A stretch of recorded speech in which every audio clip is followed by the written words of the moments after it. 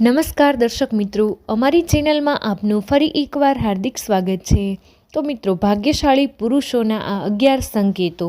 તો આજે આપણે વાત કરીશું ભાગ્યશાળી પુરુષો વિશે। સામુદ્રિક શાસ્ત્ર અનુસાર શરીરની રચના અને શરીર પરના ચોક્કસ નિશાન કોઈ પણ પુરુષ કે સ્ત્રીના જીવન અને ભાગ્યને જાહેર કરી શકે છે। શરીર પરના કેટલાય નિશાન વ્યક્તિના જીવનમાં દુર્લભ સંયોગોને પણ જાહેર કરે છે। આજે અમે તમને એવા નિશાનો અને શરીરના ભાગો વિશે જણાવવા જઈ રહ્યા છીએ જે વ્યક્તિના જીવનમાં સીધા સંપત્તિ સાથે સંબંધિત છે, એટલે કે તમારું નસીબ ધનવાન બનવાનું છે કે નહીં। આજના ભૌતિકવાદી વિશ્વમાં સંપત્તિ ખૂબ જ મહત્વપૂર્ણ છે। દરેકને તેની જરૂર હોય છે, પછી ભલે તે ગરીબ હોય કે અમીર। પૈસા વિના ન તો ધાર્મિક ક્રિયાઓ કરી શકાય છે કે ન તો કર્મ કરી શકાય છે। પૈસા વગર આપણે ભૂખ્યા વ્યક્તિની ભૂખ પણ સંતોષી શકતા નથી। સામુદ્રિક શાસ્ત્રમાં વર્ણવેલા આ નિશાનો અને શરીરની રચનાના આધારે તે નક્કી કરી શકાય છે કે કયો માણસ ખૂબ ભાગ્યશાળી છે અને કોનું જીવન સંપત્તિ માટે નક્કી છે। આ લોકો ફક્ત પોતાના માટે જ નહીં, પરંતુ તેમના પરિવાર અને જીવનસાથીઓ માટે પણ ખૂબ જ ભાગ્યશાળી હોય છે। આને કારણે તેમનો આખો પરિવાર સુખી જીવન જીવે છે।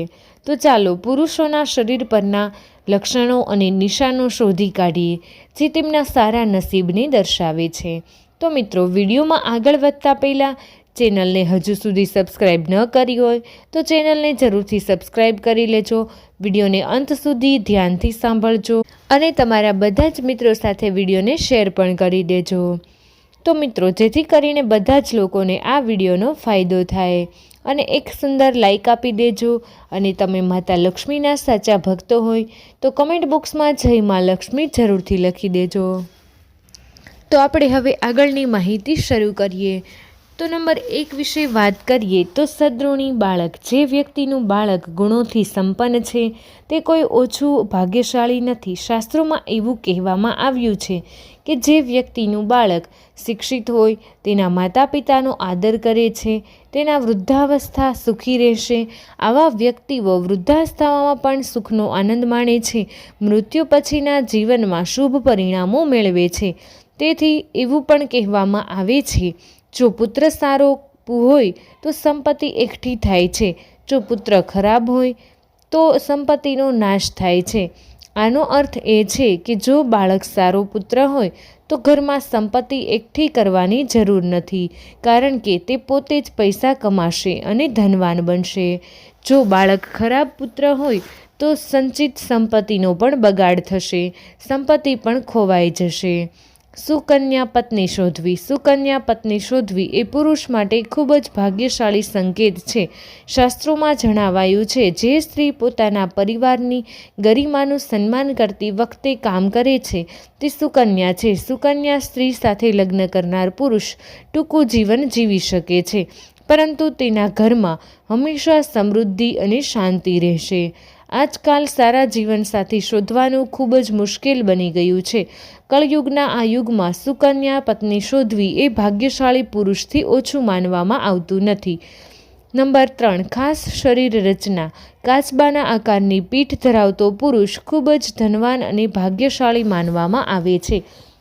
વ્યક્તિની હથેળીના મધ્યમાં વાહનોની સુવિધા તલ હોય તો વાહનોની સુવિધા અને મહાન સામાજિક સન્માન આપે છે।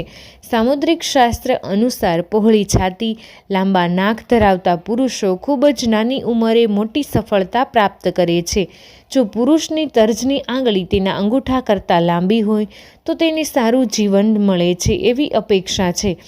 વધુ પડતા છાતીના વાળ અને અન્ય શુભ સંકેતો। છાતીના વાળ ધરાવતા પુરુષોને અપાર સુખ, સમૃદ્ધિ અને સંપત્તિ મળે છે।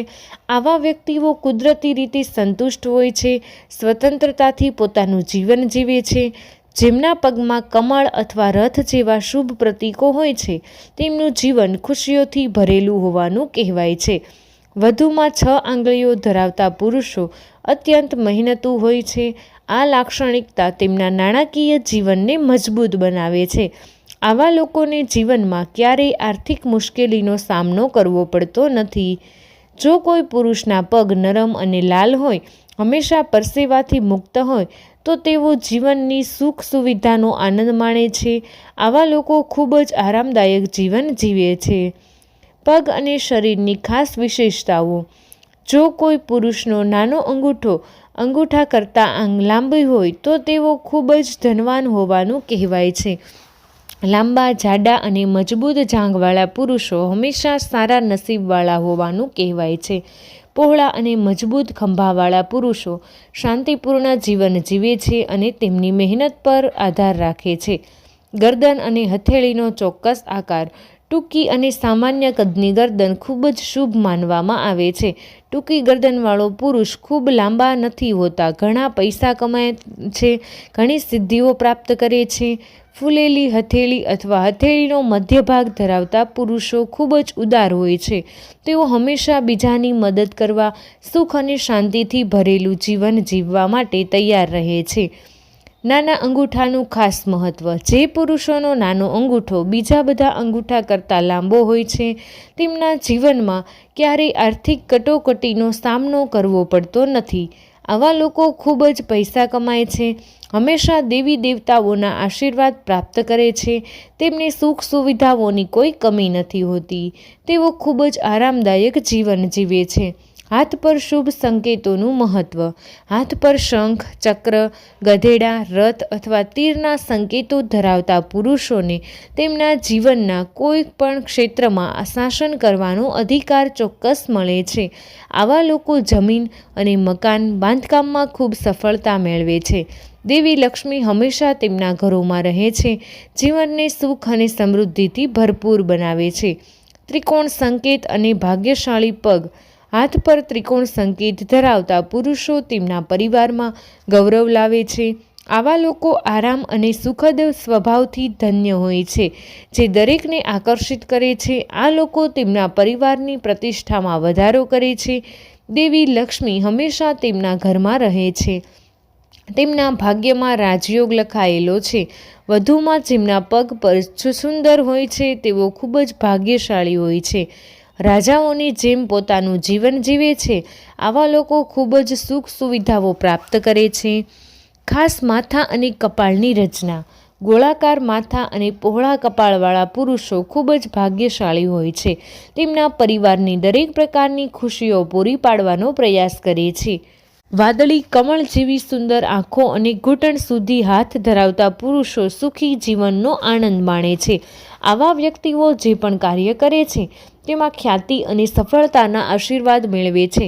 તેમના જીવનસાથી સાથેના સંબંધો સુમેળભર્યા રહે છે. તેમનું લગ્ન જીવન ખૂબ જ સુખી હોય છે. તેમના જીવનમાં રોમાન્સનું ખાસ સ્થાન હોય છે. તેઓ સંપૂર્ણ આનંદ અને સંતોષ સાથે પોતાનું જીવન જીવે છે. સ્વાસ્થ્ય, શરીર અને મન. ભાગ્યની સૌથી મોટી નિશાની. સ્વાસ્થ્ય, શરીર અને મન હોવું એ સારા નસીબની સૌથી મોટી નિશાની છે. શાસ્ત્રોમાં જણાવ્યું છે કે સારા નસીબની પહેલી નિશાની સ્વાસ્થ્ય શરીર છે, કારણ કે સ્વસ્થ શરીર જીવનની ખુશીનો અંતિમ સ્ત્રોત છે. જો કોઈ વ્યક્તિ બીમાર હોય તો તે પૈસા કમાઈ શકતો નથી, પોતાની સંપત્તિનો આનંદ માણી શકતો નથી. જેઓ સ્વાસ્થ્ય શરીર જાળવી રાખે છે તેઓ પોતાને અત્યંત ભાગ્યશાળી માનવું જોઈએ. સ્થિર આવક એ સારા નસીબની નિશાની છે. સ્થિર આવક એ સારા નસીબની નોંધપાત્ર નિશાની માનવામાં આવે છે. જો તમને અચાનક કોઈ સ્ત્રોતમાંથી મોટી રકમ મળે જેનાથી સ્થિર આવક થાય, તો તમારે સમજવું જોઈએ કે દેવી લક્ષ્મીના આશીર્વાદ તમારા પર છે. જેમને પૈસા મળે છે તે ટકતા નથી, તેમને ઓળખવું જોઈએ. તે ખરેખર સુધરણી નથી, એટલા માટે છે કારણ કે તેઓએ કોઈ ખોટું કામ કર્યું છે જેનાથી દેવી લક્ષ્મી ગુસ્સે થાય છે. જો તમારે વારંવાર નોકરી બદલવી પડતી હોય તો એ સંકેત છે કે તમે ભૂલ કરી છે. આ જ કારણ છે કે દેવી લક્ષ્મી તમારાથી નારાજ છે, તમારા કામમાં અવરોધ આવી રહ્યા છે. તો મિત્રો, વિડીયો પસંદ આવ્યો હોય તો વિડીયોને એક લાઇક કરી દેજો. તમારા બધા જ મિત્રો સાથે વિડીયોને શેર કરી અમારી ચેનલને સબસ્ક્રાઈબ કરવાનું ભૂલશો નહીં. કમેન્ટ બોક્સમાં જય મા લક્ષ્મી જરૂરથી લખી દેજો, જેથી કરીને મા લક્ષ્મીની કૃપા તમારા અને તમારા પરિવાર પર હંમેશા બની રહે.